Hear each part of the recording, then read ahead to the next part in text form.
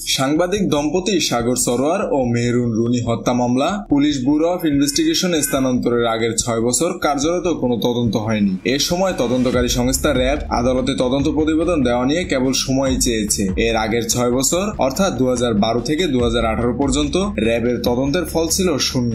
এ মামলার তদন্ত সংশ্লিষ্ট কর্মকর্তারা বিগত সময়ের তথ্য বিশ্লেষণ করে এমন অভিমত দিয়েছেন। তদন্ত সংস্থা পিবিআই এখন এ হত্যার ঘটনায় ডিএনএ প্রতিবেদনে পাওয়া সন্দেহভাজন দুই ব্যক্তিকে খুঁজছে। 2012 সালের 11 ফেব্রুয়ারি ভোরে রাজধানীর পশ্চিম রাজাবাজারের ভাড়া ফ্ল্যাট থেকে মাছরাঙা টেলিভিশনের বার্তা সম্পাদক সাগর সরোয়ার ও এটিএন বাংলার জ্যেষ্ঠ প্রতিবেদক মেহরুন রুনির ক্ষতবিক্ষত লাশ উদ্ধার করে পুলিশ।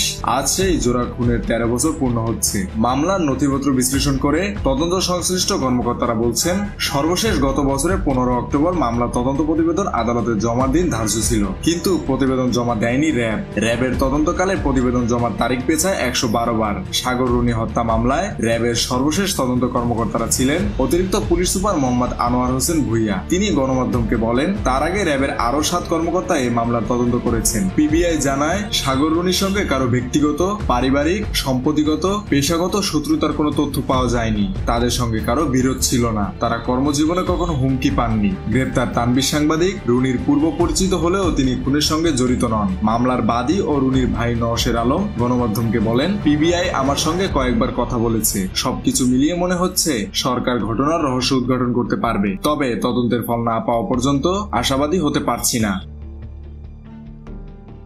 মেহেদী হাসান বাপ্পি, খুলনা গেজেট।